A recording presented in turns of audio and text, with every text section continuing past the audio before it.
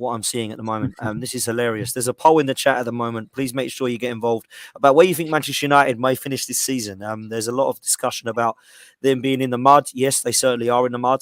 And I look at them, Lee, going into the Liverpool game, thinking they could be 3 games with a loss. And we know what that feels like last season. Manchester United don't look too far wrong from where we were not too long ago. And it looks a complete mess. Now, I was with Gary Neville yesterday. I saw the heated debate between Gary Neville and Jamie Redknapp. And I was more with Gary Neville. And I know that he loses his head sometimes when it comes to Manchester United, but I actually thought he was talking facts. You can't keep saying it's the manager and the players, because the manager is a different manager to Ollie, who was his problem. Ollie was different to Ralph Rangnick. Rangnick was different to Louis van Gaal. Louis van Gaal was different to Jose Mourinho. When I look at what this manager is coming in to do, I feel a bit sorry for him, because I don't think the board have done anything at all to back this guy with 5 or 6 players that they clearly need. Maybe even some people are saying they need 8, 9 or 10 players. I don't think we can look at that and think, wow, Ten Hag is the reason that Manchester United can't win for Toffee. I think it's more to it than that. And I look at the ownership and I'd be questioning them. Now, they spent lots and lots of money, just like the Cronkies have, but they've been giving it to people that have been poorly recruiting players. We've already seen £60 million spent on a 5'6" centre-back who looks terrible, in my opinion. Absolutely awful. Getting out-jumped, of course he is. We're looking at Eriksen coming in for the last few years of his deal. Links with Arnautovic, Falcao, Cavani have passed. It just looks exactly the same as that for me. Ronaldo doesn't want to be there. They can't get anything out of Sancho and Rashford. And it feels like when I'm talking this, I'm all moaning, but actually I'm loving it. But what I'm trying to get at is I don't think it is Ten Hag that we can look at in first 2 games of the season. I think there's more to it than that. So what's your thoughts on Manchester United and where do you see them actually going this season? Because I think they look a shambles, mate. Well, I hopefully it continues. You know what I mean? It's been a poor show from the day they signed Ronaldo. Look, they chased Sancho for 2 years to be the main young kid, new kid on the block. They had Fernandes who was doing really, really well. For whatever reason, they didn't want Ronaldo going to Man City, so they interrupted that deal, and it put them all out. It put them all out, and from that moment on, it's been a shambles. I do blame their manager. You know what I mean? He's come in since April, and if he thinks that their midfield's good enough, well, then fair enough. I'm going to say this now. You know what I mean? If Arteta is in the same sort of boat as that, if he thinks our midfield's good enough to see us through to the end of the end of this campaign, then on his head be it. You know what I mean? Like, he's had plenty of time to sort that out. He's had plenty. At the end of the day, the priorities for Man United were not central defence, right? They weren't up front. They was in midfield. That was the priority he had to set out. Like, you know, he's going to spend £57 million on a left back, like, you know what I mean, that'll probably be like a top player at bar football. But other than that, you know what I mean, I don't think that they've actually got anything else going for them. You know, they've got players like Rashford, who I think, you know, work on. Martial still at the club. You know, listen, Arsenal were in the same sort of position a few years ago, like, you know, and we've gone down a young trip. We've gone through some pain. Trust me, Arsenal fans, we have gone through some pain. And it weren't nice, was it? And every time we had that little bit of pain, I had them laughing at us like, you know, get back into 8th, get back into 8th and all that. Like, long may it continue. I hope he gets sacked or walks in the next few weeks and they get somebody else in, and it continues and continues and continues. You know what I mean? I ain't got no worry other than them losing games. I'll tell you what, when they were 2-0 down, and as poor as Arsenal have been, and yes, we've been 8th and we finished 8th and all that, like 4-0, we've never been humbled like that against Brentford. We was poor against Brentford and lost 2-0 with half a team. Like, you know what I mean? They're a shambles, you know what I mean? Like, and at the end of it, good luck to him. I do blame the manager a little bit. Like, what's he doing playing? You know, Eriksen's a player that plays off the striker. Creative midfield player, playing him as a holding midfield player, playing out the back line. You know, so bring on the pain.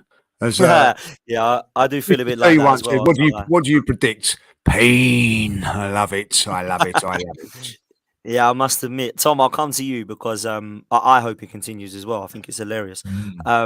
But I know you're not a massive fan of the manager, and yesterday was a little bit bizarre for me. Ericsson, I don't know where he was supposed to be playing, but I saw him playing in holding midfield at one stage. The substitution, bringing off McTominay for Fred, was just hilarious, if I'm honest with you. Or was it the other way around? I can't remember, but that was shocking. McTominay came on, I think. Yeah, There we go, McTominay for Fred. And I look at the situation with this Martinez guy, and it looks to me as if you want something that you don't want at the back, it's a centre half that is very short and can't leap. So there's a lot that I look at the manager for, 100%. I think what my point is from the off is that I think it's more than just that. We know these players aren't good enough. They're the same players that have gone out there apart from Martinez and Ericsson, and people are wondering why it's not working. I think we all could have known that. Last season it didn't work, and these are the same team. So where do you see them going, mate, in all seriousness? Down and down and down and down the table. So they can't really go further down the table. Are they bottom right now? I'm pretty sure they are. They're near the bottom if they're not bottom. Look, I like you. I'm enjoying every second of it. But, it's not I don't like Ten Hag. I think Ten Hag is, and as she showed at Ajax, is a very capable coach. When he's got a cohesive squad that are all aligned to his ideas, he can achieve some really big things. Getting that Ajax side to a Champions League semi-final was an amazing achievement. They should have been in the final if it weren't for a silly moment, a lapse of judgment at the back to allow Lucas Moura through. They should have been in that Champions League final. Could have even beat Liverpool on their day. Who knows? I think they would have given them a better game than Spurs did in the final, to be fair. But yeah, look, I just don't think he's changed anything. My criticism of him is that nothing's changed at United. Now, some people might say that how anyone could expect to see any differences in the space since coming in, June time when he came in and was confirmed. What are we going to see differently? Probably not a lot. But he has had all of pre-season. If you want to make some comparison to Arteta, Arteta came into Arsenal in December during the season where I've never seen a more fractured dressing room than when Arteta came in. And he reunited that and won an FA Cup that season. He made a lot of mistakes the following season. We finished 8th. We can't escape that. But Ten Hag's done nothing, And we talk about the team's not good enough. I look at those players and I look at the players that are available to him. And I think there's some damn good quality players in that team. Some genuinely quality players in that team. Why he's starting Luke Shaw over this new boy Malacia, I don't get. Every time Malacia comes on, he looks 10 times better than Shaw. Why, as Lee said, he's played Ericsson deep in the midfield up against a side like Brentford, who at home are very good, in attack and will threaten, as we Arsenal fans know all too well. It was naive. I think he's made some really naive decisions at Man United. And now still the question marks over United is the ownership. Man United fans celebrated like they'd won the league when Ed Woodward left that club. And yet, I'm not really seeing a difference after he's gone, to be fair. I'm not seeing a difference in the style of transfers they're doing. Martinez coming in is purely because of the manager they have and is linked to him. Adrian Rabiot, talk about pouring fuel on a fire. That's all that's going to do. Marco Arnautovic has done well at Bologna, but, he's a 33-year-old striker. If Arsenal were looking to bring in a striker, this summer, we've brought in Gabriel Jesus. They're not going to bring him in because they've obviously called their interest. But that prospect of seeing Arnautovic coming to United is laughable. And they're saying they're interested in Cody Gakpo. And I really don't identify the wing area as an area where they need to spend £30 million plus. They need a really darn good midfielder. They got rid of one of the best options they could have had in midfield in Paul Pogba in the summer because they didn't treat him right. Pogba is, for all his failures, and I think his failures, to be honest, are more to do with the environment he was at, because you look at the player that he is for France and the national team, he's on a different level. Give him that kind of freedom and that love and that appreciation as he does get for France, and you get the world-class Paul Pogba. I imagine he'll have a great time at Juventus now. So, look, they've just been a horribly run club. What I will say, just to round this off, because I know I'm going on a little bit, is anyone blaming fans, anyone blaming their supporters for going to games or buying the shirts and stuff. Look, from my perspective, I know people feel strongly about this from Arsenal as well, because we've had a tough time with the ownership. But I always say, if you want to support your club, support it how you want to support it. If you want to buy a shirt, buy a shirt. If you want to go to a game, go to a game. You're a supporter. You choose what you want to do. You're not at fault for the problems that your club has. So some of the disrespect to some of the Man United fans that are going to games and getting battered 4-0 and watching their team get battered after they've travelled all the way down, I couldn't really believe some of what I saw yesterday. Yeah, no, I have to agree with that. And I look at the merchandise situation and don't buy beers, don't buy. But I don't really agree with all that because it's all been paid for already. So it's not going to actually change anything at all if Yeah. two people don't buy a beer at the ground. It's just mad. But there we go. That's another story. Just to let everybody know that Nuno Tavares is definitely not a left back because they're playing him at left wing. And he scored again tonight, Marseille. So Yeah.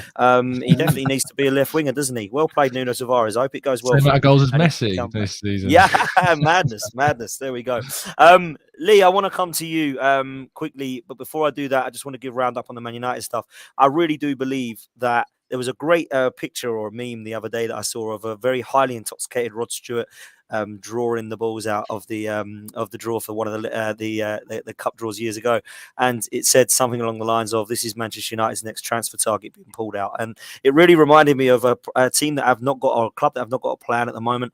Going for Arnautovic, like I say, just sounds madness. It looks to me as if they've got all of their priorities completely wrong. And I must say, I hope it continues. I really do. It doesn't look like they're going to have a good season. And I think most fans would probably be realistic enough to say that this season is going to be a potential write-off for them to try and understand what it is they want to go. And they need to get this plan sorted. It's quite ironic that only a couple of seasons ago, Gary Neville says he doesn't see a plan at Arsenal. He sees one at Manchester United. Well, I think we could all see a plan at Arsenal. It was whether or not you believe that plan was going to be executed. To say you can't see a plan is just madness for me, because I think everybody who watches football can see that Arsenal have a plan. It just depends on whether you believe that plan is going to be executed. I've never seen a plan at Manchester United. I see Paul Pogba's, who are players ready now, Ronaldo's ready now, Varane's ready now. Then I see some of the youngsters being signed and some of the youngsters being flung on, like Sancho and Elanga. Martial and Rashford are players that I just don't think are ever going to make it at Manchester United. It just seems to be a little bit all over the place for me. But